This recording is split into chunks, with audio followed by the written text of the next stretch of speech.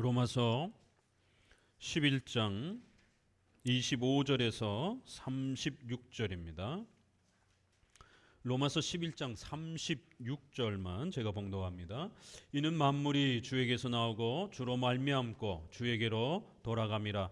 영광이 그에게 세세에 있으리로다. 아멘. 로마서 11장 이제 우리는 마지막 본문에 이제 다다랐습니다. 가장 어려운 본문의 이러한 내용들을 예정론이라고 하는 가장 어려운 성경의 주제를 9장에서부터 이제 11장까지 잘 인내하면서 또 지금까지 또 함께 배워오신 모든 또 성도들께 감사를 드립니다. 오늘 이제 예정론을 마감하면서 이 예정론이 주는 최종적인 그러한 두 가지 위로를 결론적으로 이제 소개해 보고자 합니다. 예정론을 마감하면서 이제 이 로마서의 이 내용은 과연 어떻게 이 예정론을 마무리할 것인가, 그 어렵고 많은 주제들, 이제 이 많은 내용들이 우리가 하나씩 그동안 배우면서 이러한 그 예정론이 과연 우리 성도들에게 어떤 실천적인 위로를 주는 것인지, 또 이것이 하나님을 우리가 알아가는 데 있어서 얼마나 더 깊이 또 도움을 주는지, 이제 이런 많은 부분들이 소개되었고 이제 그러한 내용으로 또 결론을 맺어가는 것을 알 수가 있습니다. 특별히 로마서 11장 36절, 이는 만물이 주에게서 나오고 주로 말미암고 주에게로 돌아간다. 오직 영광이 하나님께 영원토록 있기를 원합니다. 우리 여기 앞에 마지막 내용이 하나님께 영광을, 이 종교개혁자들이 이 5대 솔라를 5대 이 오직을 소개하면서 하나의 순서도 있습니다. 기독교는 오직 성경을 통해서 배워야 된다라는 거예요. 자기 체험이라든가 환상이라든가 이런 거 전부 다 잘못된 거라는 겁니다. 오직 성경을 배우고 이해하고 성경이 깨달아지고 성경을 읽을 때에 가슴이 뜨거워지고 성경을 읽으면서 눈물을 흘리는 것이에요.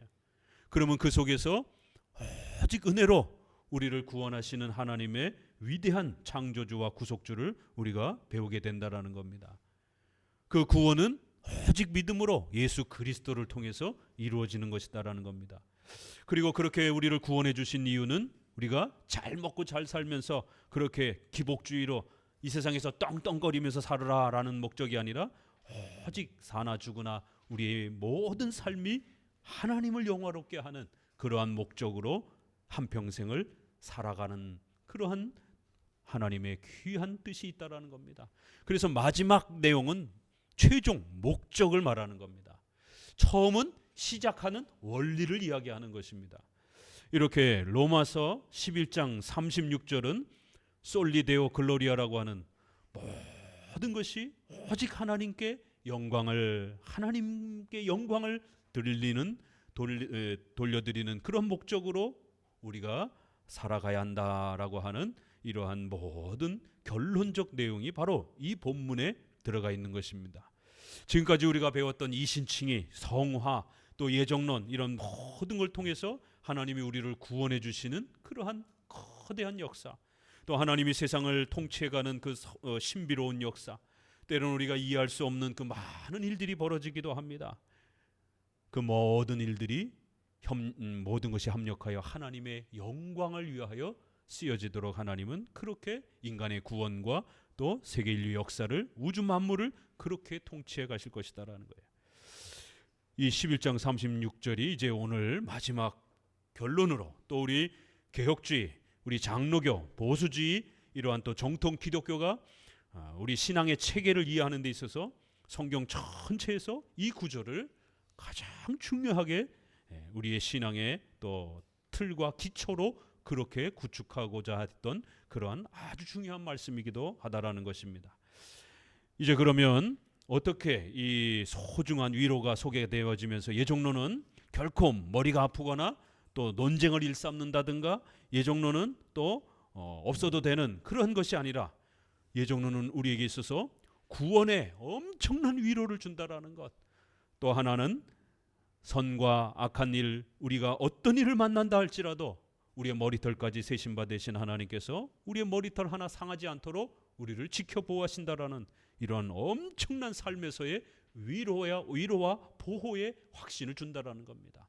한편으로는 구원은 우리가 만드는 게 아니라 하나님이 만들어서 주시는 것이다라는 것.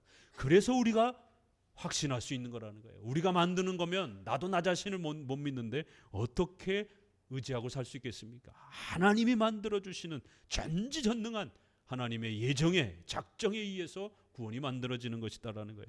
그래서 구원의 강력한 확신, 그리고 삶에서 하나님이 그 택하신 백성들을 영원히 함께 해주시겠다라는 이러한 강력한 삶의 보호에 대한 위로가 이 예정론을 통해서 우리에게 가르쳐주는 아주 소중한 위로가 되는 것입니다. 자, 11장 25절, 26절 같이 한번 읽어보도록 합니다. 형제들아,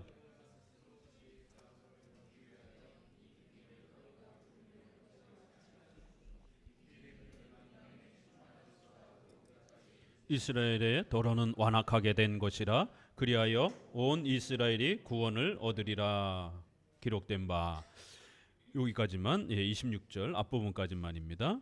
자, 25절 26절을 보니까 이방인이 일정한 하나님이 계획한 숫자만큼 들어와야 된다라는 거예요. 그런 목적을 위해서 이스라엘이 버려졌다라고 이렇게 말씀을 합니다. 그리고는 이제 이스라엘이 시기 질투함으로 인해서 그들의 시기 질투를 이용하셔서 하나님께서는 또 이스라엘의 택한 백성들을 구원으로 초대할 것이다라는 거예요. 이스라엘을 처음엔 부르셨다가 그들이 넘어지고 버려짐으로 인해서 이방인들이 구원으로 초대가 되어지고, 이방인들이 하나님의 백성으로 초대가 되어지니까 이스라엘이 시기 질투하는 거예요.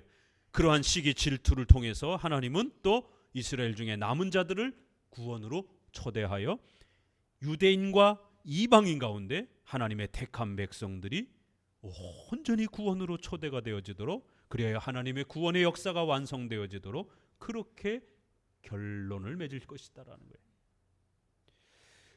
또 앞서서 우리가 배웠던 그 내용들, 유대인과 이방인에 대한 문제, 이 비밀, 이 예정의 신비로운 이 반전, 역설이라고도 할 수 있는 이러한 놀라운 비밀. 그래서 성도들아, 이 비밀을 너희가 모르기를 원치 않는다라는 거예요. 이 비밀은 유대인과 이방인을 상호 교차해서 그렇게 구원으로 초대하시는, 특별히 이스라엘의 시기 질투를 이용하시는, 또 한편으로는 이스라엘 민족만 선택하고 이방인 전체를 구약시대에 또 버리시는 그러한 하나님의 계획. 우리 인간의 눈으로 보기에는 굉장히 이방인들에게는 부당해 보이지만 하나님은 선택과 유기라고 하는 신비로운 예정을 사용하셨다라는 거예요. 또 이스라엘조차도 그들 모두가 구원으로 나아가는 게 아니라 그들 가운데 많은 이들이 또 버려지더라는 것이, 이렇게 유대인과 이방인의 상호 교차, 선택과 유기라고 하는 이러한 이해할 수 없는 신비로운 하나님의 이러한 결정, 또 우리 삶 속에 선과 악의 이러한 여러 교차되어지는 그러한 이해할 수 없는 많은 일들, 최선을 다했는데 어려움이 찾아와요.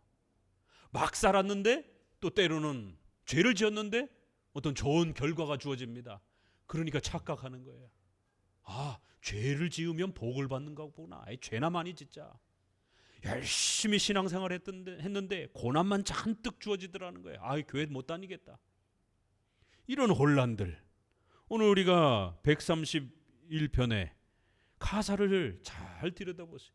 하나님이 우리에게 때로는 무거운 짐을 지우시고, 때로는 하나님께서 우리에게 넘어지게 하는 그런 많은 고초들을 두시더라는 거예요. 그럼에도 결국에는 그의 택한 백성들에게는 하나님께서 복으로 그의 모든 선과 악의 인생들을, 그 역사와 삶들을 우리 성도들에게 사용하셔서 모든 것이 합력하여 우리 성도들에게 복으로 그렇게 이루어지도록 역사에 가시더라는 거예요. 시편도 이렇게 노래합니다.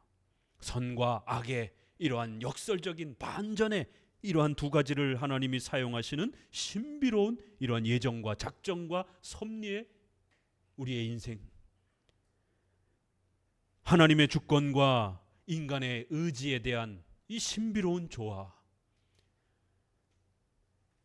반대파 쪽에서는, 장로교회의 많은 복음주의권 내에서는 인간의 의지를 너무 지나치게 강조하는, 그러나 우리 장로교는 비록 이 하나님의 주권과 인간의 의지가 어떻게 신비롭게 조화되는지 다 이해하지 못할지라도 전지전능하신 하나님이 우리의 생각과 마음과 발걸음 하나하나까지 전부 하나님이 원하시는 모든 것을 행하시는 그런 전능하신 신적 작정을 행하시는, 예정을 행하시는 분이라고 우리는 고백하는 겁니다. 그래서 이게 장로교회와 일반 복음주의 차이는 거예요. 감리교라든가 성결교는 당장 예정론 안 가르칩니다. 장로교 외에는 다른 교파들은, 침례교는 장로 정치를 싫어합니다. 그런데 오늘 우리가 출애굽기에서 하나님이 모세를 통해서 누구에게 애굽에서 탈출해 시켜주겠다라고 소식을 전합니까? 백성들에게 바로 다이렉트로 전한 게 아니에요. 성경을 자세히 읽으셔야 됩니다. 모세야, 가서 장로들을 불러라. 장로들에게 내 메시지를 전해라. 그러면 그 장로들은 백성들에게 이제 하나님의 뜻을 전달할 것이다라는 거예요. 자세히 보셨나요? 장로들이 존재했습니다. 출애굽 당시에도 장로들이 존재하는 거예요. 그래서 그 장로들에게 계속 반복하면서 그들에게 내 메시지를 전하고 그들의 그 지도자들이 백성들에게 하나님의 뜻을 전달하라는 것이.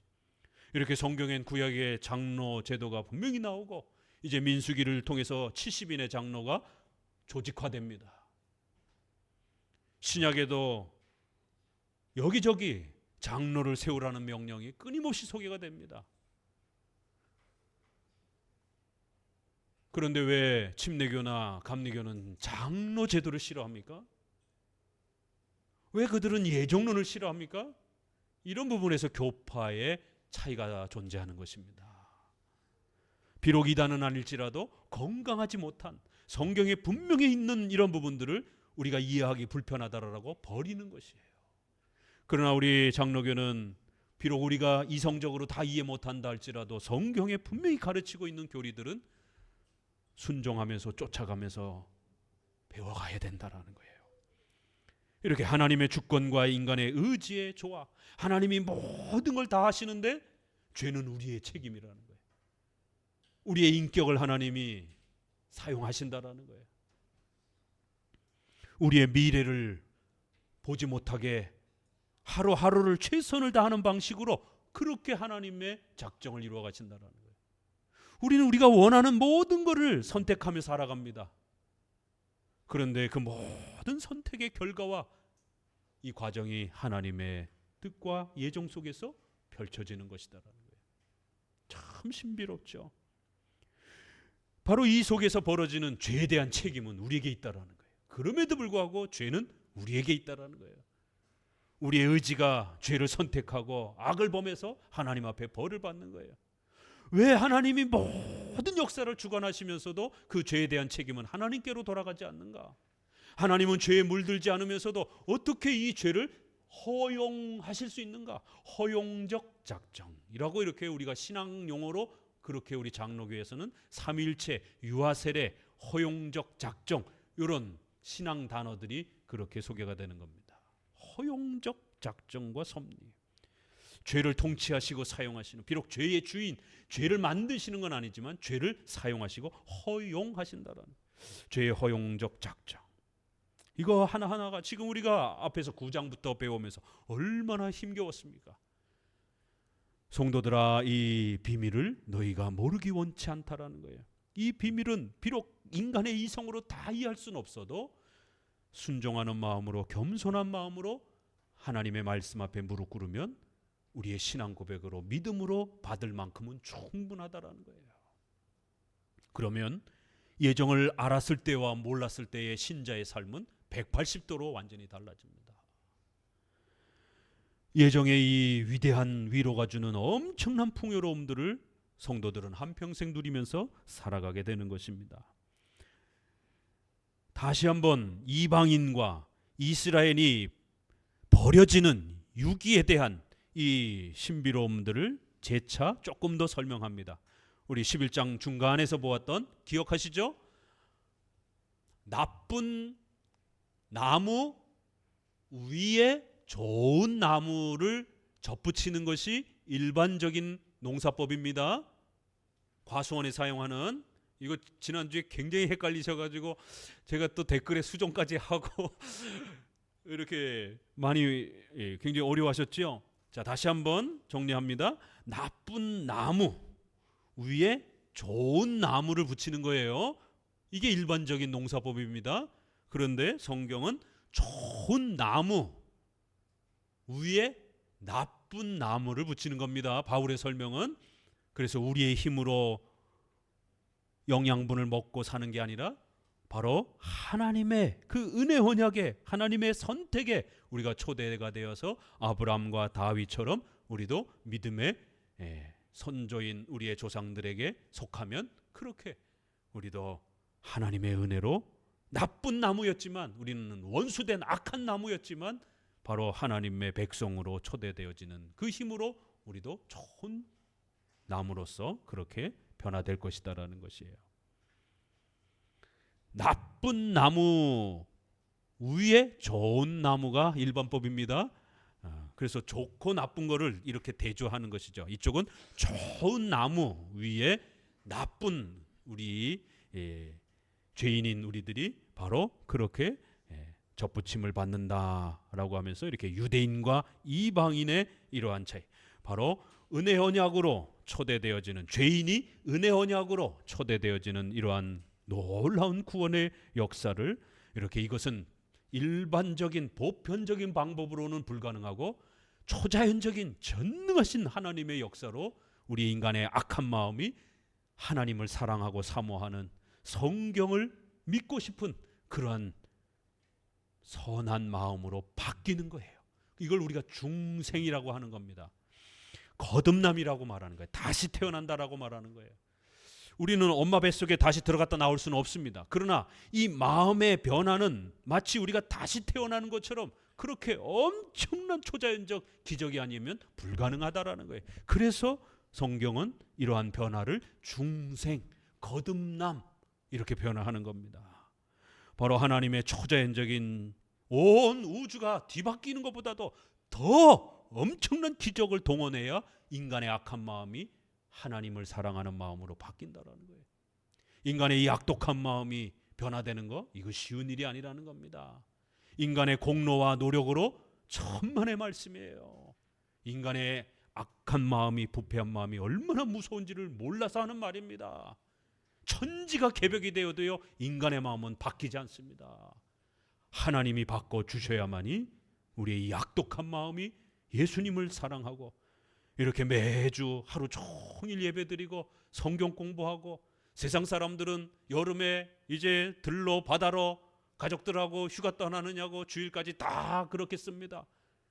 그런데 어떤 사람들은 아침부터 저녁까지 하루 종일 이 힘겨운 하루 종일 앉아서 이렇게 공부하고 말씀 듣고 예배드리는 이러한 신앙적 예배의 삶이 너무 좋아서 주일까지 빼먹고 휴가를 가는 게 아니라 주일은 반드시 예배를 드리며 말씀을 배우고 하나님의 말씀 앞에서 즐거워하는 것이, 도대체 저 사람들은 이 예배와 하나님의 말씀이 주는 그 의미가 무엇이길래 이렇게 여가를 즐길 수 있는 이 황금 같은 시간들을 다 포기하고 교회에 나와서 예배드리고 말씀을 배우냔 말이에요. 이거요 기적이 아니고서는 한 번, 두 번은 가능해요.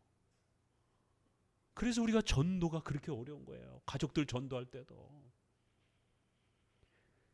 기적이 아니고서는, 천지가 개벽하는 기적이 아니고서는요, 그 놀러다니는 사람들을 여기 앉혀놓고 하루 종일 그렇게 예배드리고 말씀 들으라고 그러면 너무 힘들어서 못 있는 겁니다. 좀 있으셔서 있을 수가 없는 거예요. 우리의 심령이 천지가 개벽하듯이 그렇게 새 창조가 일어나듯이 우리 마음이 하나님의 은혜와 능력으로 썩은 나무가, 돌 같은 나무가 좋은 나무로 뒤바뀌지 않는다라면 이렇게 하루 종일 앉아서 예배드리고 말씀 듣는 것을 즐거워할 수가 없습니다. 그것도 죽을 때까지 자자손손 대대로 매주 나와서 이렇게 어떻게 하겠습니까? 나무의 비유를 통해서 썩은 나무가 어떻게 이렇게 좋은 나무로 뒤바뀌는지 바로 하나님의 전능하심에 의해서 그 신비로운 하나님의 역사에 의해서 이 일이 일어났다라고 말합니다. 자, 이 신비로움에 대해서 여러분의 이해를 돕고자 하나 더 조금 더 추가해서 말씀을 드립니다.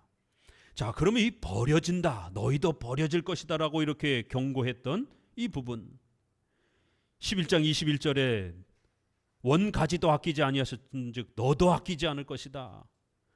너희가 믿음 안에 잘 거하면 이 은혜를 얻을 것이지만 너희가 믿음을 소홀히 여기고 회개하지 않는다라면 너희도 찍힌 바 되리라.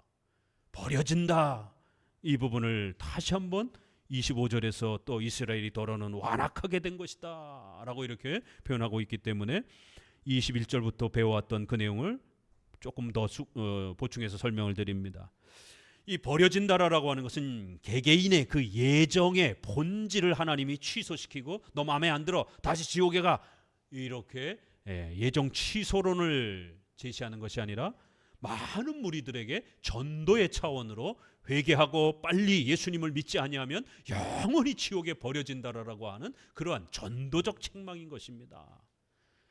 분명히 누구든지 회개하고 하나님의 인자에 거하며 또 믿음으로 나오면 그 은혜를 얻을 것이다 라고 이렇게 초대하고 있잖아요. 불신앙으로 불순종에 머물지 말라라는 거예요. 전도받으면 속히 회개하고 예수님 믿으며 나오라는 거예요. 그럼 유대인이나 이방인이나 누구든지 내가 택함 받았나 안 받았나 이걸 따질 것이 아니라 회개하고 믿고 나오면 하나님의 이 구원에 택하신 그 은혜를 확인할 수 있게 된다라는 겁니다. 이렇게 전도적 차원에서 불신앙과 불순종에 있는 자들을 향하여 유대인 전체를 향하여 책망하는 것이지 그 개개인의 예정이 취소되느냐 안 되느냐를 따지는 게 아닌 것입니다. 또 하나는 불순종과 불신앙에 대한 경고는 외인들, 이방인들에게도 향하지만 이스라엘 백성들에게도 향하는 것입니다. 그렇죠? 그런 것처럼 또 교회 안에 있는 사람들에게도 이 경고가 때로는 또 던져질 수 있는 것입니다. 그럼 언제 교회 안에 있는 사람들에게 던져집니까? 세례 받은 자들에게 경고가 던져질 수 있어요. 세례는 분명히 구원의 표시요 인침이요 보증입니다. 바르게만 사용하면 우리 성도들이 평생토록 내가 하나님 앞에 택함 받은 구원받은 백성이라고 하는 것을 확신할 수 있는 외적인 강력한 보증이요 표시입니다. 바르게 사용하면 이렇게 엄청난 혜택이 주어지는 거예요. 그러나 이 세례는 로마 가톨릭처럼 다짜고짜 마음의 고백도 하지도 않는 사람들을 구원을 주는 수단으로 그렇게 사용하는 건 아닙니다. 별짓을 다 하고 교회도 나오지도 않고 그저 1년에 한 번 고해 성사하고 이러는데 세례 받았다고 해서 구원을 보장하는 건 아닙니다. 세례를 받았음에도 불구하고 교회도 나오지도 않고 그렇게 불신앙자처럼 그렇게 살고 지속적으로 교회를 공격하고 불신앙적인 온갖 죄악들을 행하며 그렇게 끊임없이 지속적으로 연속해서 죽을 때까지 계속해서 그런 행위를 하게 되면 아무리 세례를 받았다 할지라도요, 어떻게 그런 사람들을 우리가 멀쩡한 신자라고 봐줄 수가 있겠습니까? 이건 상식적으로도 불가능한 것이에요. 그렇기 때문에 세례를 받았다 할지라도 교회 나오지 않고 정상적인 이러한 유형교회 질서 아래서 또 정규적인 이러한 예배에 참석하지 않고 예배도 나오지도 않고 또 온갖 죄악을 행하면서 그렇게 평생토록 지속적으로 그렇게 살아간다라면 경고를 받는 거예요. 버려질 수 있다라고. 왜요? 세례는 교회의 형식을 통해서 주는 거기 때문에 그런 겁니다. 목사도 이 사람이 진짜인지 아닌지 확인하고 주는 건 아닙니다.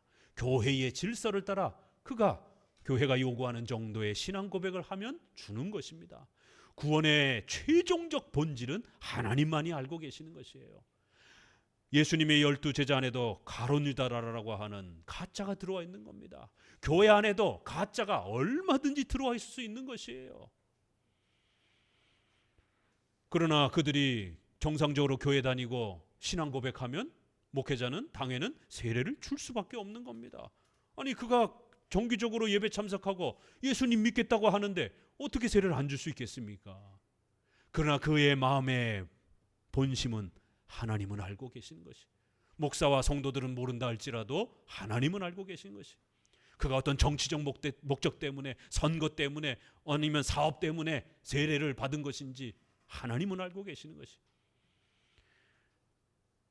지속적으로 교회 안 다니고 죄악을 지으며 교회를 공격하고 이렇게 오랜 세월 동안 살아가게 되면 결국 버려짐에 대한 경고를 받을 수밖에 없는 겁니다. 유아세례는 어떻습니까? 유아세례 얘기를 좀 해야 됩니다. 유아세례에 대해서 굉장히 많은 분들이 헷갈려 하십니다. 침례교적 이해로 유아세례를 최근에는 많이, 대부분의 장로교회 성도들도 유아세례를 주면서 침례교의 교리처럼 이해를 하면서 유아세례를 주는 이 심각함들이 있습니다. 왜요?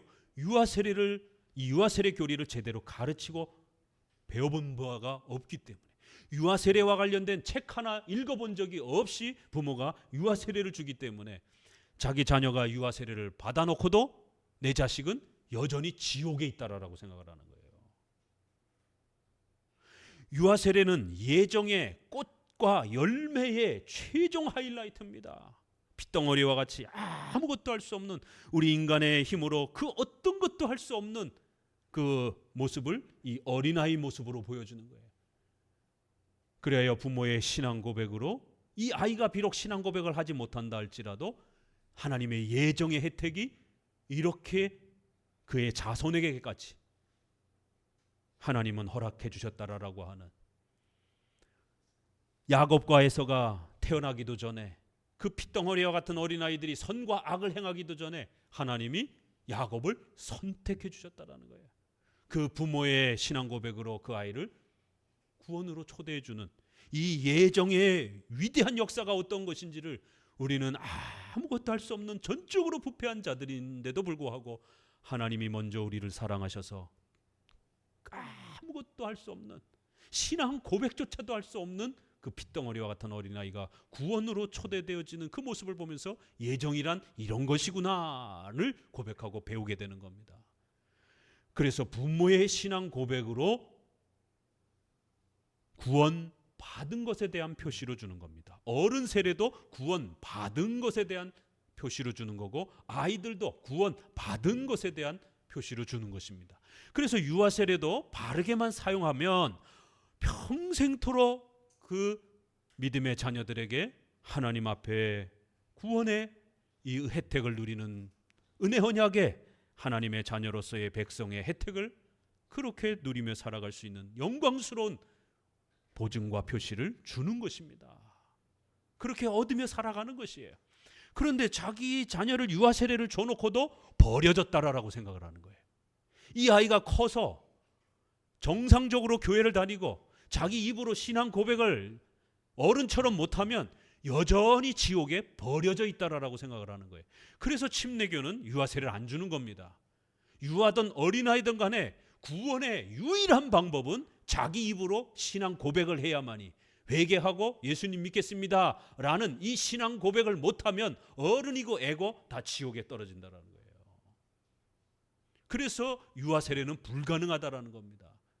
그렇지만 우리 장로교는 구약의 할례를 보라는 것이, 아브라함에게 할례를 시킬 때에 그 자녀들에게 할례를 시킵니다. 난지 8일 만에 할례를 시키는 거예요. 그 아이들이 신앙 고백을 하지 못했습니다. 말도 못합니다. 눈도 제대로 못 뜹니다. 그런 핏덩이 어린아이들에게 난지 8일 만에 하나님의 백성이라고 하는 그 엄청난 세례의 표시를 아이들에게도 주는 것이, 이 세례를 받지 않는 자들은 내 백성이 아니다라고 이렇게 그 정체성을 알려주는 이 할례, 신약에는 세례로 바뀌었을 뿐이에요. 그렇기 때문에 신약에 유아들에게 세례를 줬다라는 직접적인 표현은 없습니다. 그렇지만 구약에는 직접적으로 유아들에게 할례를 줬다라는 말이 분명히 있는 겁니다. 그래서 우리는 성경은 반복적으로 말하기도 하지만 구약에 있으면 신약에 굳이 말 안 하는 것도 있어요. 신약에 있으면 구약에 굳이 말 안 하는 것도 있어요. 왜요? 성경은 이 짧은 내용 안에 모든 걸 담아야 되기 때문에 어떤 거는 반복적으로도 말하지만 어떤 거는 한쪽에서만 말하고 넘어가는 겁니다. 왜요? 우리는 신구약 전체를 하나님의 말씀으로 믿기 때문에 어느 쪽에 있든 상관없는 거예요. 그런데 침례교는 구약과 신약이 구원이 연속되지 않는다라고 불연속성을 주장을 하면서 구약의 할례는 신약으로 연속되지 않는다. 그건 이스라엘 백성들에게만 해당이 되는 것이다. 유대인과 이방인의 이 연속성을 이해를 못하는 거예요. 로마서를 제대로 이해를 못하는 거예요. 그래서 신약이 없으니까 유아 세례 주면 안 된다라는 거예요. 오늘날은 할례를 하지 않으니까 구약처럼 유아 할례를 할 수 없다라는 거예요. 그러니까 유아 세례도 불가능하다라는 거예요. 그래서 자기 입으로 예수님을 고백하지 않으면 전부 지옥에 떨어진다라는 거예요. 이게 얼마나 폭력적인 교리인지 아십니까? 의료와 병원이 없었던 우리 100년 전만 해도 중세시대도 흑사병으로, 이번에 코로나 전염병으로 어린아이들도 많이 죽었습니다. 그러면 신자인 부모가 자기 아이가 아직 신앙 고백도 못했는데 코로나로 죽었어요. 흑사병으로 죽었어요. 10명 나면 우리 100년 전에도 7, 8은 반 이상씩 죽습니다. 예방접종도 없기 때문에. 그 자식을 땅에 묻으면서 내 자식이 신앙 고백을 못했으니까 지옥에 떨어졌다라고 생각하도록 그렇게 부모를 그런 식으로 유도하는 거예요. 당신의 자식은 지옥에 떨어졌습니다. 왜? 신앙 고백을 못했으니까. 얼마나 폭력적인 교리입니까? 그렇다고 해서 알미니안주의처럼 모든 유아들도 다 구원받습니다. 애들은 죄가 없습니다. 어른이 죄가 많지. 이렇게 하면 원죄가 깨져버립니다. 인간 모두는 죄인이라고 하는 원죄론이 깨지는 거예요. 이러니까 딜레마에 빠지는 거예요. 이렇게 말할 수도 없고 이렇게 말할 수도 없고. 우리 장로교는 모든 인류의 후손은 원죄를 물려받은 죄인이라는 거예요. 그렇지만 신자의 자녀들은 부모가 한쪽이 믿던 두 분이 다 믿던 간에 부모가 신앙 고백을 하면 그 예정론의 위대한 하나님의 구원의 역사가 자녀들에게까지도 주시겠다라고 하나님이 그렇게 약속하셨다라는 거예요.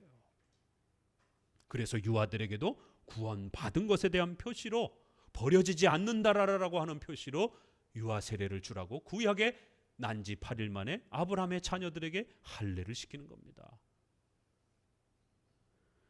그리하여 우리는 장로교는 유아 세례를 줄 때 반드시 구원받은 것에 대한 표시로 주는 거예요. 다만 조건이 있죠. 부모가 이 자녀를 지속적으로 신앙으로 교육할 것을 약속하는 거예요. 어른도 마찬가지예요. 어른도 조건이 있죠. 자고 일어나니까 예수님 믿는 게 아니라 반드시 교회 나와서 예수님을 믿고 회개하라는 것이. 그래서 구원은 어떤 면에서는 조건적인 거예요.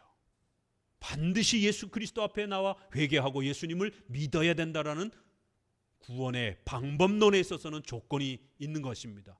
유아 세례도 하나님이 구원받은 것에 대한 표시로 주지만 부모하고 약속을 맺는 겁니다. 이 아이가 어른이 되어서 정상적으로 스스로 자원해서 교회 생활을 잘 할 때까지 어려서부터 말을 알아들을 때부터 시작해서 부지런히 신앙으로 교육해라. 그러면 너희의 자녀들을 구원받은 하나님의 백성으로 하나님이 삼아주겠다라는 거예요. 이렇게 은혜 언약이란 언약, 약속으로 만들어지는 겁니다. 구원은 하나님이 주시는 거예요. 선물로 주시는 거예요. 그러나 그것이 감나무에서 떨어지듯이 뚝 떨어지는 게 아니라 언약, 하나님의 책임과 인간의 책임이 상호 조화를 이루는 거예요.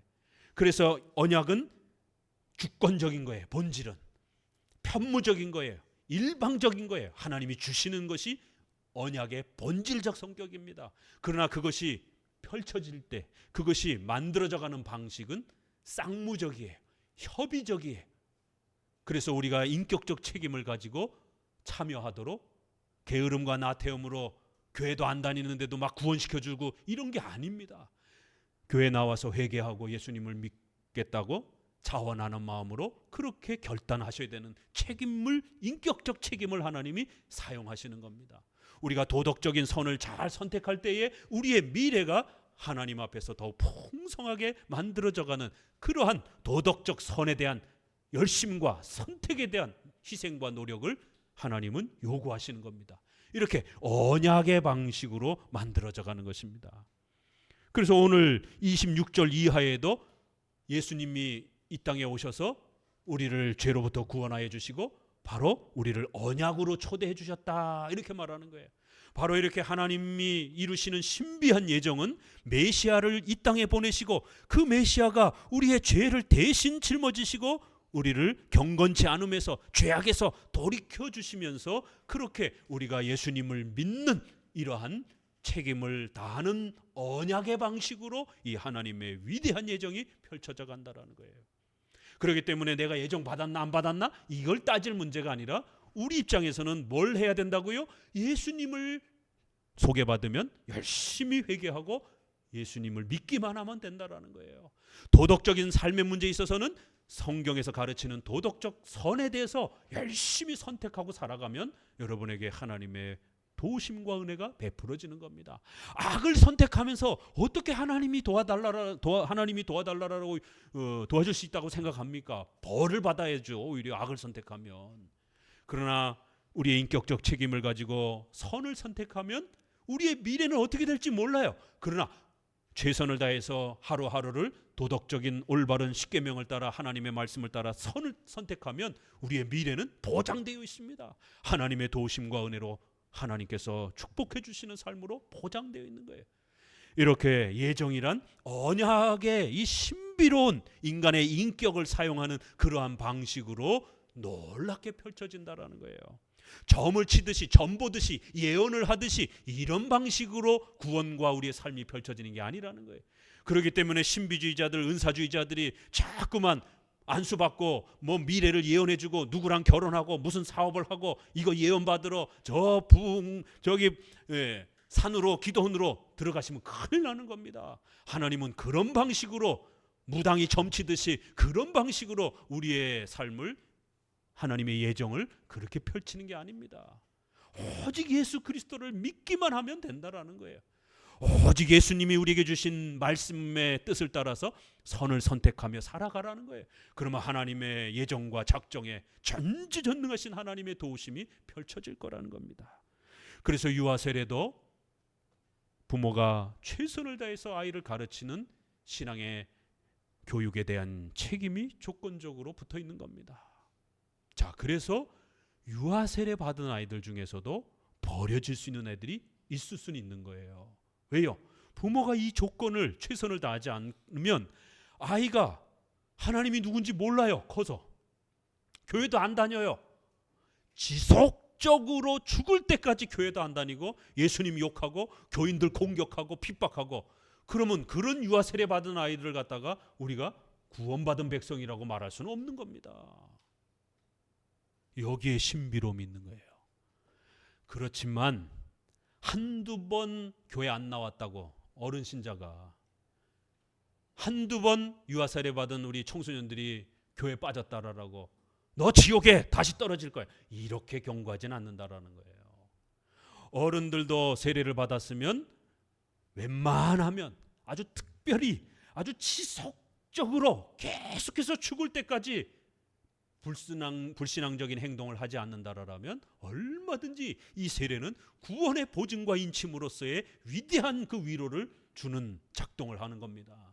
유아 세례도 마찬가지로 그 아이가 착실하게 자라가면 물론 자라가다가 실수도 할 수도 있고 또 때로는 죄를 지을 수도 있어요. 한두 번 여러 번 그렇게 죄를 짓고 교회 안 나오면서 방황하고 그런 거를 바로 지옥 간다라고 우리는 그러지 않는 겁니다. 장로교는 지속적으로 연속해서 죽을 때까지 지켜봐야 되는 거예요. 그래서 바로바로 너 지옥에 갔다, 이번 주는 천국에 온 것 같다, 아니 무슨 사랑방도 아니고 지옥을 내 집 드나들듯이 그렇게 들락날락 이런 식으로 구원론을 가르치지 않는다라는 거예요. 그래서 세례나 유아 세례나 정상적으로 합법적으로 바르게 받았으면 우리는 웬만하면 모두 구원받은 것에 대한 표시로, 보증으로 은혜의 수단을 그렇게 사용하는 겁니다. 그래서 이거를 사랑의 판단이라 이렇게 말하는 거예요. 목사님과 교회는 신이 아니기 때문에 이 사람의 최종 운명을 볼 수 없는 겁니다. 그렇기 때문에 교회적, 하나님이 정해주신 교회적 질서 안에서 그의 신앙 고백을 확인하고 주일 성수 잘하면, 어른도 그렇고 유아 세례 받은 아이도 그렇고 웬만하면 구원받은 것으로 봐주는 겁니다. 조금 실수하고 잘못했다 할지라도 회개하면 또 되는 거니까 사랑의 판단으로서 하나님의 백성으로 그렇게 교회적 질서 속에서는 그렇게 봐주고 그렇게 대우해 주는 거예요. 성도 스스로도 하나님 앞에서 그렇게 안심하고 위로를 받으며 그 보증과 표시를 갖고 살아가셔도 되는 것입니다.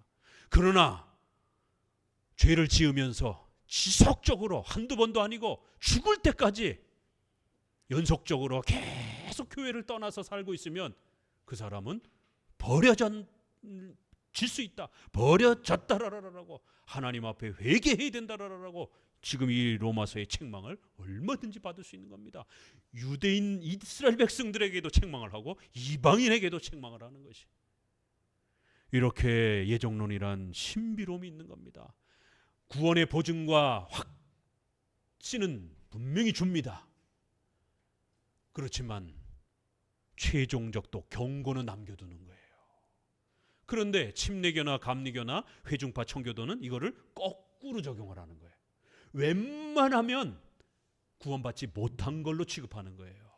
침례교의 구원론 보세요. 아이들도 웬만하면 구원 못 받은 거예요. 웬만함이 아니죠. 아예 구원 못 받은 거예요. 거기는 또 10대 정도 성장해도 웬만해서는 청소년기에 그 아이들이 얼마나 그 좌충우돌 합니까? 세계관이 형성돼 가면서 아직은 미흡한 아이들이기 때문에, 그래서 우리가 미성년자라 그러는 거예요. 세상의 아이들도 그렇고 교회의 아이들도 아직은 그 좌충우돌하면서 커가는 겁니다. 그래서 목사님 자녀들도, 장로님 자녀들도 교회에 오기 싫어가지고 막 떼쓰고 그럽니다. 그러면 다 지옥 떨어졌다라고 그러는 거예요. 왜요? 완벽하게 회개와 신앙을 고백하지 못하니까, 완벽하게 삶을 유지하지 못하니까 지옥에 떨어진다라는 거예요. 완전한 회심 체험, 완전한 삶의 변화 없으면 구원받지 못했다라고 말하는 거예요. 그래서 완전주의 회개, 완전주의 성화론, 완전주의 구원론이 나오는 겁니다. 감리교의 성화론은 완전주의 회개론과 완전 성화론이에요. 그러나 우리 장로교는 불완전 성화론입니다. 신자는 이 땅에서 완전할 수 없다라는 거예요. 부활의 몸을 받기 전까지는 목사도 실수를 하고 성도들도 실수를 하면서 죽을 때까지 우리가 성장하고 자라가는 것이지, 성도가 조금 잘못했다라고 당장 막 지옥에 떨어진 것처럼, 유아 세례 받은 우리 아이들이 성장하는 과정에 조금 애들이 반항하고 또 실수했다고 해서 지옥에 떨어진 것처럼 이렇게 세게 하지 않는다라는 거예요. 그러니까 장로교 외에는 웬만하면 구원 못 받은 걸로 취급하는 거예요. 유아 세례든 어른이든 간에. 그러나 우리 장로교는 웬만하면 구원 받은 것으로서 취급해 주는 겁니다. 이걸 사랑의 판단이라고 그러는 거예요. 교회적 질서 속에서 이루어지는 거라는 겁니다. 예정론은 신론에서 이루어지는 것이고, 그 예정의 이 위대함이 교회 안에서, 이 땅의 유형교회는 부족합니다.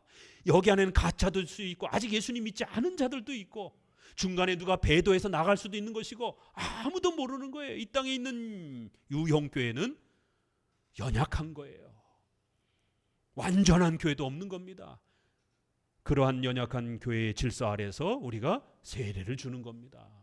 그렇지만 그 세례는 은혜의 수단이기 때문에 바르게 사용하면 얼마든지 그 혜택을 누린다라는 거예요.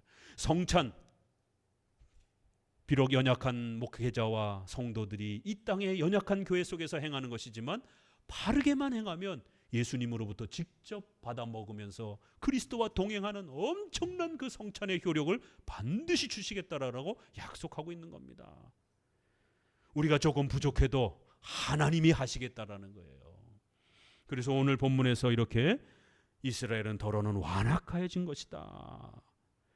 그렇지만 결국에는 온 이스라엘이 구원을 얻게 될 것이다라는 거예요.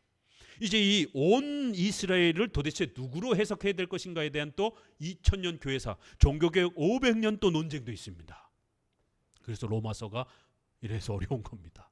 자, 온 이스라엘을 세대주의자, 오늘날 세대주의자들은 집단적으로 어느 시점에 이스라엘 백성들이 전부 다 회개하고 돌아오는 집단적 회개. 그래서 온 이스라엘은 혈통적, 민족적 아브라함의 자손들이라는 거예요. 그래서 하마스와 이스라엘 전쟁에 지금 촉각을 세우는 겁니다.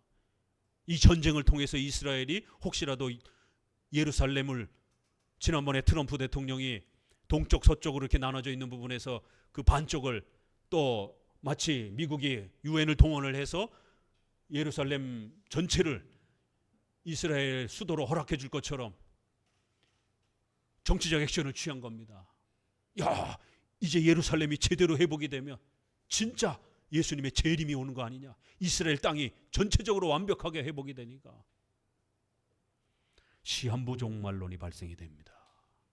그래서 이 온 이스라엘을 집단적 그 개념으로 해석하면서 결국 그때는 언제입니까? 예수님이 재림 직전의 어떤 징조라는 것이죠.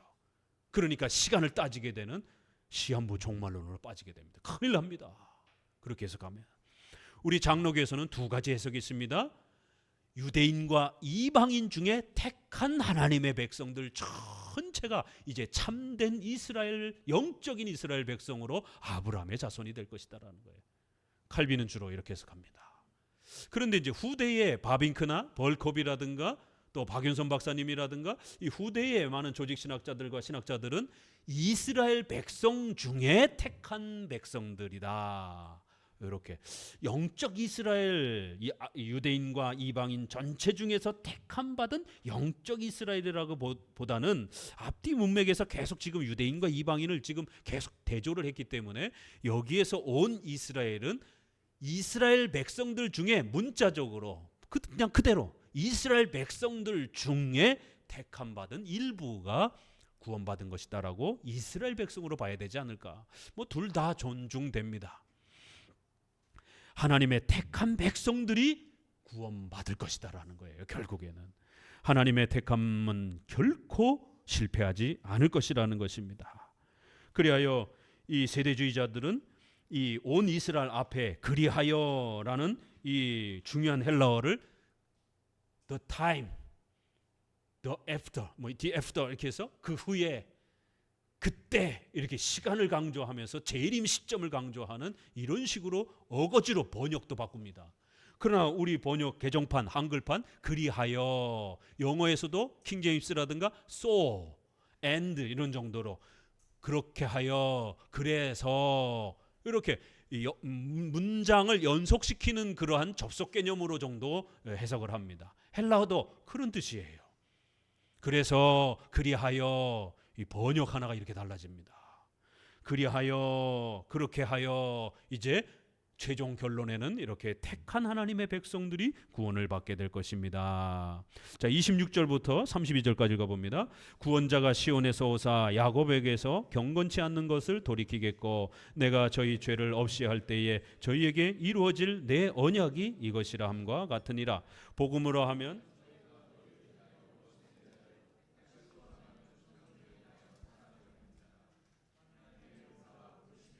후회하심이 없느니라. 너희가 전에 하나님께 순종치 아니하더니 이스라엘에 순종치 아니하므로 이제 국류를 입었는지라. 이와 같이 이 사람들이 순종치 아니하니 이는 너희에게 베푸시는 국률로 이제 저희도 국류를 얻게 하려 하심이니라. 하나님이 모든 사람을 순종치 아니한 가운데 가두어 두심은 모든 사람에게 국류를 베풀려 하심이로다.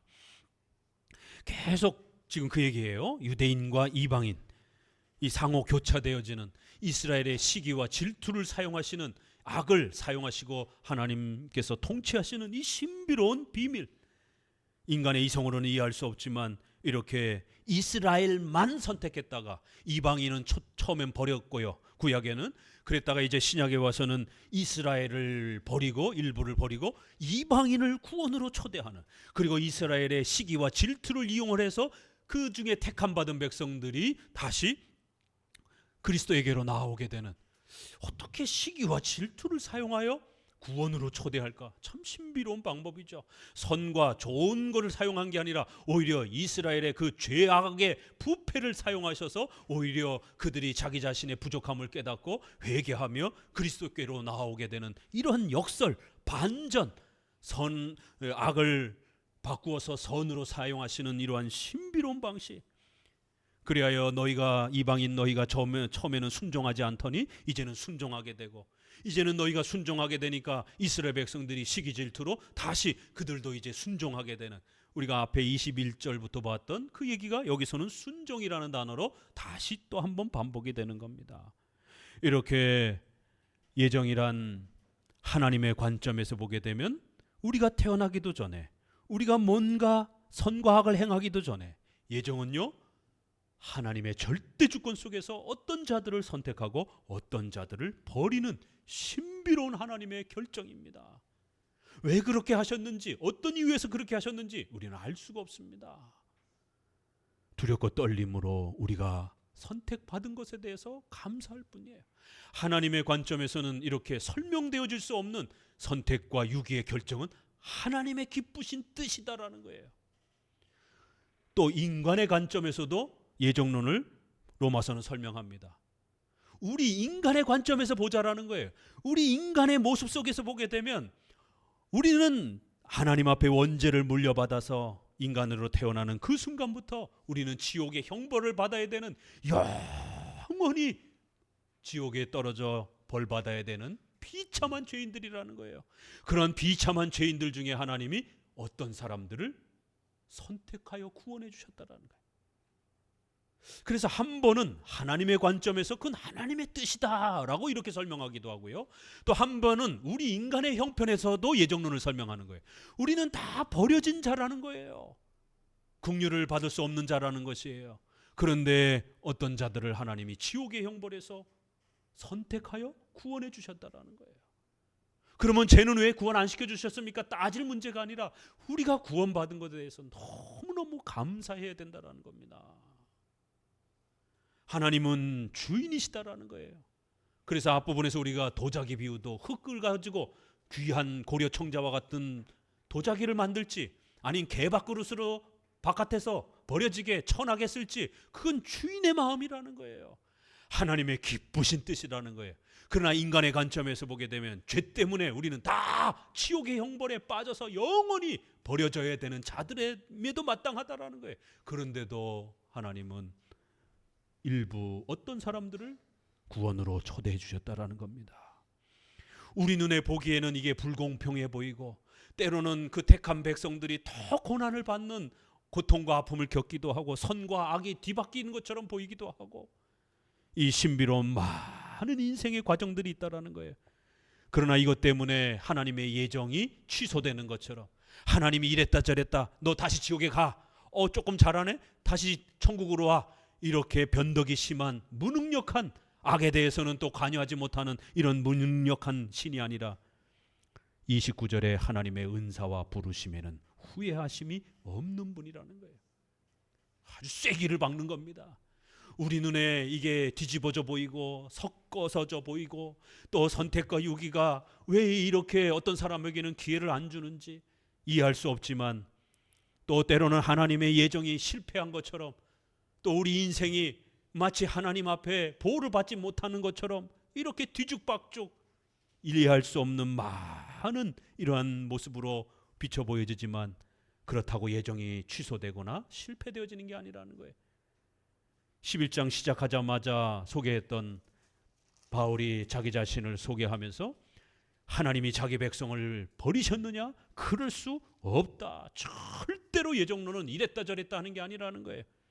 그리고 마지막 이제 결론을 맺으면서도 하나님의 택하심의 이 구원의 부르심은 절대로 후회하심이 없는 것이다라는 거예요. 하나님이 이랬다 저랬다 변덕스럽게 왔다 갔다 하는 게 아니라 한 번 결정하면 영원한 것이라는 것입니다. 그리고 그 예정은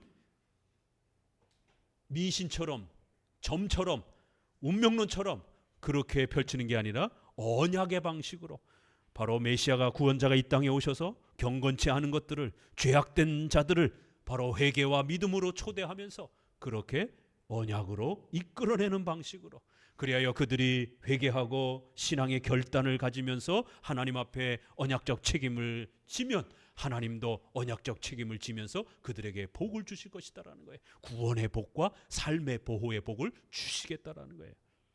이렇게 언약의 방식으로 초대가 되어진다라고 말합니다.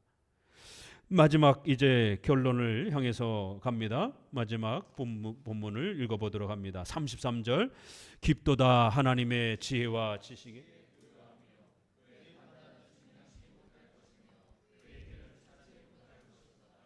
누가 주의 마음을 알았느냐, 누가 그의 모사가 되었느냐, 누가 주께 먼저 드려서 갚으심을 받겠느냐. 이는 만물이 주에게서 나오고 주로 말미암고 주에게로 돌아감이라. 영광이 그에게 세세에 있으리로다. 아멘.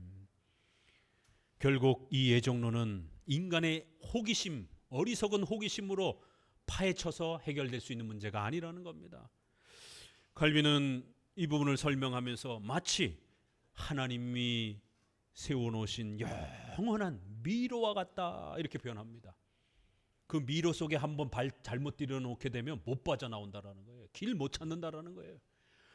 인간의 어리석은 교만한, 내가 이거 한번 어디 따져보자, 한번 하나님 설명해 보세요, 내가 한번 이해 안 되면 나 이거 못 믿겠습니다, 이거 예정론 너무 불공평해 보입니다, 이렇게 호기심과 교만함으로 따져 묻고 이성적으로 이해할 문제가 아니라 경외하면서 깊도다 하나님의 지식에 지혜의 부요함이, 인간이 그거를 측량하고 판단할 수 없다라는 거예요. 그 길을 찾을 수가 없다라는 거예요.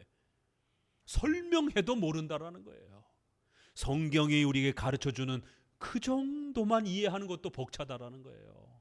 그런데 성경이 설명하지 않는 하나님이 왜 그렇게 선택과 유기를 나눠 놓으셨느냐라고 따져 묻는다라면, 왜 하나님이 150년 전에는 이 땅에 언더우드가 이 땅에 첫 발을 듣기 전에 왜 하나님은 이 땅에 선교사를 안 보내주셨느냐라고 따져 묻는다라면, 그래서 우리의 선조들은 다 지옥에 가지 않았느냐라고 만약 따져 묻는다라면, 동양 쪽에는 일본은 1500년 임진왜란 때 고니시 유키나가가 십자가를 등에 짊어지고 천주교 사제를 군목으로 세우고 그렇게 쳐들어왔습니다. 많은 사람들은 이순신 장군만 임진왜란 때 많이 하는데, 우리 기독교인들은 바로 그 임진왜란 역사 속에 신부들이 일본의 군목으로 참여했다는 사실을 잊어서는 안 됩니다. 최선봉에 섰던 고니시 유키나가의 그 부대 마크가 십자가였습니다.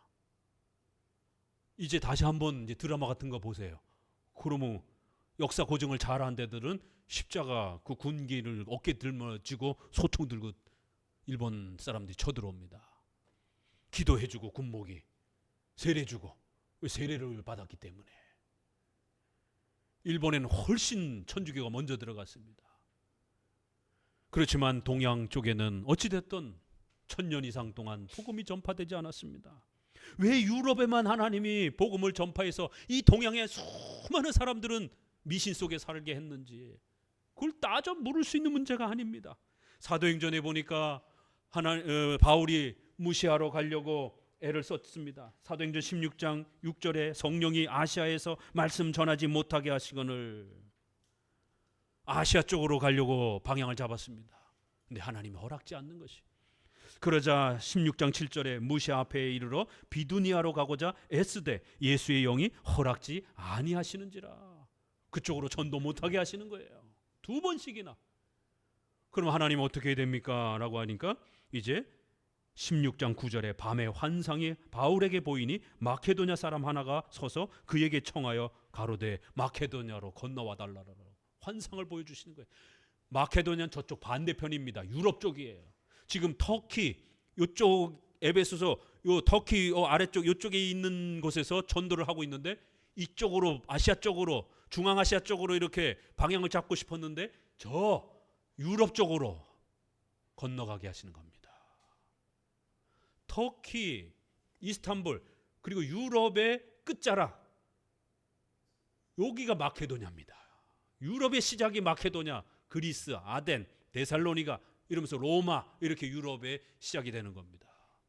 그러므로 인해서 아시아는 1000년 3년 이상 동안 복음이 전파되지 않았습니다. 하나님의 뜻인 것이. 우리가 그걸 어떻게 이해하겠습니까? 아직도 저 아프리카에는 교회가 없는 데가 수두룩합니다. 하나님의 기쁘신 뜻 안에서 진행되는 것이에요. 그런데 어리석은 인간은 알고 싶다라는 거예요. 따져 물어야 되겠다라는 거예요. 세 가지 신인 협력주의에 대한 아주 공격적인 질문이 이 예정론과 관련해서 역사 속에 끊임없이 등장합니다. 이미 우리가 9장에서부터 봤죠? 하나님은 불의하시다. 불공평하시다. 뭔가 하나님이 잘못한 것처럼. 자, 34절에 세 가지를 따져 묻습니다. 누가 주의 마음을 알겠느냐? 이성주의를 경고합니다. 인간의 지식으로 이성으로 다 이해할 수 있는 것처럼 어디 하나님 설명 좀 해보세요. 내가 좀 들어봐야 되겠습니다. 이거 도대체 이 예정론 너무 어려워서 이해를 못하겠습니다. 하나님이 불공평해 보입니다. 설명하면 내가 한번 분석해 보겠습니다. 누가 그 예정론의 이 신비로운 이 엄청난 것들을 그 마음으로, 이 생각으로, 판단으로 다 분석할 수 있겠느냐라는 거예요. 두 번째, 누가 그의 모사가 되겠느냐라는 거예요. 이거는 협력에 대한 개념이죠. 하나님이 거대한 선과 악의 역사를 펼쳐가실 때 마치가 우리가 도와줘야 되는 것처럼, 구원의 엄청난 역사를 펼쳐가실 때 우리가 도와줘야 되는 것처럼, 그러자 하나님은 그런 게 아니다라는 거예요. 누가 그의 협력자가 되겠느냐라는 거예요. 모사, 상담가, 조언가, 협력자를 말하는 거예요. 누가 하나님을 협력해서 마치 하나님을 상담해 주겠다라는 거예요. 카운슬러를 말하는 것입니다. 말도 안 된다라는 겁니다. 신인 협력을 끊임없이 주장하라는 거예요. 35절, 누가 주께 먼저 드려서 갚으심을 받겠느냐? 이건 뭐겠어요? 공로. 마치 우리가 뭔가를 하나님 앞에 한 게 엄청난 공로가 된 것처럼, 하나님이 우리한테 보상해야 되는 것처럼, 이거 아주 전형적인 공로주의, 신인협력주의, 이성주의, 아주 절묘하게 세 개로 나눠서 따지고 묻는 이성주의. 마치 하나님이 나와 함께 협력해서 일을 해야 되는 것처럼, 또 더 나아가선 내가 하나님을 도와줘야 되는 것처럼, 내가 뭔가 한 것에 대해서 반드시 하나님은 상으로 갚아야 되는 것처럼, 보상해 줘야 되는 것처럼. 그러자 결론을 세 개로 대답합니다. 어떤 분들은 이 마지막 36절을 삼위일체 표현으로 읽어내기도 하지만, 여기는 성부, 성자, 성령의 이런 직접 표현은 없기 때문에 그럴 때는 항상 한 하나님, 삼위일체 하나님 전체를 포함해서 이해해야 됩니다. 여기 하나님이 세 번, 이렇게 주가 세 번 나오기 때문에 마치 성부, 성자, 성령 이렇게 자꾸 이해를 하려고 하는데, 그게 아니라 성부, 성자, 성령, 하나님, 삼위 하나님이 전부 포함된 한 하나님으로 이렇게 이해도 됩니다. 세 가지 반론에 대해서 세 가지 대답을 하는 것이에요. 워낙 소중한 말씀이니 우리 다시 한번 결론 읽어봅시다. 이는 만물이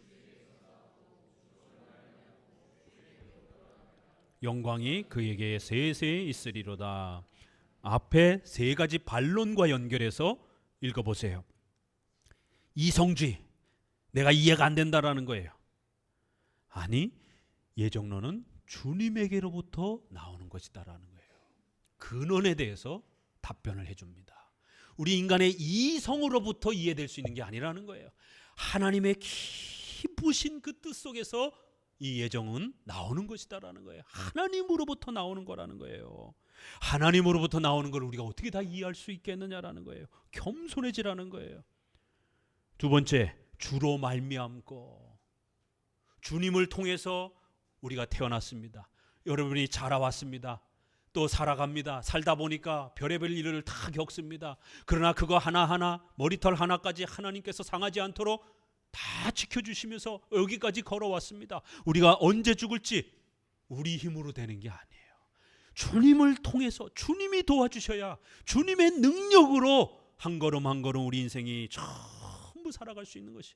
다행히 코로나를 통해서 우리 성도들은 한 분도 생명에 이렇게 위험을 당하지 않고 모두 건강하게 잘 지내왔습니다. 그러나 어떤 분들은 또 돌아가신 신자들도 계셔요. 하나님의 능력을 통해서 매 순간순간 살아가는 것이지, 우리가 하나님과 도와서 뭔가를 일을 만들어가는 것 절대로 아니라는 겁니다. 하나님이 도와주셔야 밥 먹는 것도 가능하고 병도 치료할 수가 있고 회사도 다닐 수가 있고 사업도 가능한 거고, 하나님이 도와주셔야 숨도 쉬는 겁니다. 명심 또 명심하라는 거예요. 아예 싹부터 끊어내라는 겁니다. 마치 우리가 뭔가를 하나님과 함께 도와서 일을 하는 것처럼 이런 인본주의적 신앙을 가져서는 안 된다는 거예요. 숨 쉬는 것조차도 하나님의 은혜로 주님을 통해서 모든 것이 만들어져 간다는 겁니다. 능력을 이야기해 주는 거예요. 세 번째, 주님께로 돌아감이라. 여러분, 열심히 학생 때 공부해서 좋은 대학 가서 좋은 직장 가서 뭘 할 겁니까? 밤낮으로 주일도 예배도 안 드리고 365일을 열심히 사업해서 엄청난 돈을 벌었어요. 그 돈 갖고 뭐 하실 겁니까? 세상의 온갖 권력과 엄청난 권위를 다 가졌습니다. 대통령도 해보고 국회의원도 해보고 엄청난 권력을 다 가졌어요. 그거 갖고 뭐 하실 거예요? 결국 우리가 사나 죽으나 우리의 모든 인생의 목표는 하나님이 우리를 왜 이 땅에 태어나게 하셨는가? 난자, 엄마가 생산할 수 있는 거 400개, 남자, 아빠가 정자를 생산할 수 있는 거 수백억, 한 번에 그 정자 속에 수억 마리의 정자가 있다고 말합니다. 그런데 남자는 죽을 때까지 정자를 생산해낼 수 있습니다. 수조, 수경의 말로 표현할 수 없는 무한대의 정자가 있습니다. 그런데 400개와 그 무한대의 정자가 정확한 시기에 수정체가 되어서 딱 하나의 정자와 딱 하나의 난자가 수정체가 되어서 저와 여러분이 이 땅에 태어난 겁니다. 나머진 다 버려진 거예요. 그게 우연이겠습니까? 하나님이 그 수많은 세포들 중에 정자와 난자를 특별히 하나의 수정체로 만들어서 이렇게 만들어진 남자와 여자로 그렇게 태어나게 하신 것이. 그럼 이 땅에는 반드시 태어나게 하신 이유와 목적이 있는 겁니다. 그저 잘 먹고 잘 살고 교회도 다니지도 않고 신앙도 가지지도 않으면서 그렇게 악하게 한평생 살다가 하나님 앞에 심판 앞에 불려지는 게 아니라 각자 하나님이 이 땅에 태어나시게 한 데는 목적과 사명이 있다라는 거예요. 소명이 있다라는 거예요. 그것은 우리 자신의 성공과 부귀영화가 아니라 오직 주님께로 그 모든 영광이 돌려질 수 있도록. 그래서 여러분이 죽고 나서 이제 하나님 앞에 그리스도 앞에 섰을 때 주님이 주신 생명 100년 동안 이렇게 교회를 세우고 또 하나님 주신 가정을 잘 돌보고 내가 속해 있었던 국가와 사회 속에서 이렇게 빛과 소금의 역할을 감당하며 복음을 전하며 한평생 살다가 이렇게 왔습니다. 그러자 주님이 잘하고 충성된 종아, 너에게 맡겨진 것을 복을 받아라. 이 달란트 비유, 문화 비유에서 그렇게 성경에 소개됩니다. 착하고 충성된 종아, 잘했도다. 너에게 맡겨진 복을 받아라. 그게 우리 인생이라는 것입니다. 오늘 만물이 주에게로 나오고 주로 말미암고 주에게로 돌아간다라고 하는 것은 이렇게 우리 기독교가 무엇인지를, 우리 특별히 정통 장로교 보수주의적 신앙이 왜 그토록 신본주의 신앙을 구축하려고 했는지를 바로 깨달을 수 있는 아주 소중한 결론적 말씀이기도 합니다. 여러분, 카톡에도 보내드렸던 것처럼 루터파는 이신칭의를 로마서 1장 17절 오직 믿음으로 구원받는다, 인간의 구원에만 초점을 맞춰서 창세기부터 계시록을 해석하려고 했어요.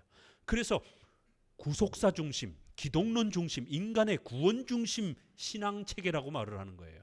회개, 구원 이런 것만 강조하는 거예요. 그러나 우리 개혁주의 장로교는 삼위일체 중심으로, 예수님 중심으로 성경을 읽는 게 아니라 성경은 삼위일체 하나님을 가르치는 거기 때문에 삼위일체 중심으로, 하나님 중심으로, 인간의 구원도 중요하지만 하나님의 영광을 초점으로 이렇게 성경 전체를 창조와 구속으로 신론 중심으로 신본주의적 관점으로 이렇게 신앙을 체계화시켰던 겁니다. 그래서 우리는 11장 36절을 장로교는 신구약 전체의 신앙의 토대와 체계를 구축하는 틀로 그렇게 이해한 겁니다. 삼위일체 중심, 하나님 중심, 하나님의 영광 중심. 그런데 이제 루터파는 인간이 어떻게 해야 구원받는가? 이신칭의 중심, 회개 중심. 자, 오늘날 감리교 회개를 아주 많이 강조해요. 오순절파 신비로운 구원받은 것에 대한 증거의 체험을 강조합니다. 이렇게 대부분의 교파들은 루터파의 영향을 받아서 인간의 구원 중심이에요. 그래서 이신칭의 중심으로 이렇게 성경을 구속사 중심으로 읽으려고 합니다. 그러나 우리 장로교는 11장 로마서를 11장 36절을 중심으로 해서 로마서 전체를 강해하고 성경 전체도 창조와 구속 두 개를 균형을 이뤄가면서 인간의 구원에만 초점을 맞추는 게 아니라 하나님께서 인류 역사 전체를 피조물을 또 어떻게 다스리는지 이러한 창조에 대한 하나님의 또 역사까지 창조와 구속 두 개로 이렇게 설명을 했던 것입니다. 오늘 말씀에서 이제 결론적으로 전도서 말씀 하나를 읽으면서 끝을 맺습니다. 전도서 우리 3장을 읽으면서 말씀을 마무리합니다. 3장 1절입니다. 전도서 3장에는 바로 이러한 예정의 신비로움은 바로 하나님께서 우리에게 주신 구원의 위로와 또 삶의 보호에 대한 강력한 큰 은혜가 목적이었다라는 걸 우리에게 가르칩니다. 전도서 3장 1절 읽어봅니다. 천하의 범사가 기한이 있고 모든 목적이 이룰 때가 있나니 날 때가 있고 죽을 때가 있으며 심을 때가 있고 심은 것을 뽑을 때가 있으며 11절을 읽습니다. 계속 이제 우리 인생 속에 여러 가지 이렇게 기쁠 때와 슬플 때, 아플 때와 치료될 때 이런 수많은 일들이 복합적으로 일어난다라는 거예요. 왜 이런 일들이 이렇게 선과 악 복합적인 많은 일들이 일어나는가? 11절입니다. 하나님이 모든 것을 지으시되 때를 따라 아름답게 하셨고 또 사람에게 영원을 사모하는 마음을 주셨느니라. 그러나 하나님의 하시는 일의 시종을 사람으로 측량할 수 없게 하셨도다. 이렇게 인간을 겸손하기 위해서 이러한 예정론의 방식으로 역사를 이끌어간다라는 거예요. 우리가 우리 인생을 다 만들어내고 우리가 모든 걸 다 예측할 수 있고 그럼 우리가 신이 되어버립니다. 인간이 얼마나 부족하고 연약한지를 예정론을 통해서만이 우리가 깨닫게 된다라는 거예요. 12절 사람이 사는 동안에 기뻐하며 선을 행하는 것보다 나은 것이 없는 줄을 내가 알았고 사람마다 먹고 마시는 것과 수고함으로 낙을 누리는 것이 하나님의 선물인 줄을 또한 알았도다. 무릇 하나님의 행하시는 것은 영원히 있을 것이라 더할 수도 없고 덜할 수도 없나니 하나님이 이같이 행하심은 사람으로 그 앞에 경외하게 하려 하심인 줄을 내가 알았도다. 이렇게 하나님이 하시는 예정의 역사는 구원에서도 또 인생을 통치하는 방식에도 하나님이 이랬다 저랬다 하는 게 아니라 하나님이 계획하신 모든 것이 단 1초의 오차도 없이 덜할 수도 없고 덜할 수도 없는 더할 수도 없고 더할 수도 없는 이 빼거나 더할 수도 없는 하나님이 계획한 방식대로 완벽하게 성취되어지는 그런 역사라는 거예요.